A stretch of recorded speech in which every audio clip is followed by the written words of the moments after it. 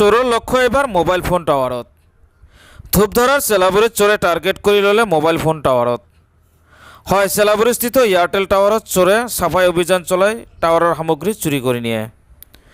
গোৱালপাৰা জিলাৰ ধূপধাৰা আৰক্ষী থানাৰ অন্তৰ্গত চেলাবুৰীত কালি নিশা সংঘটিত হয় এক চুৰিকাণ্ডৰ ঘটনা।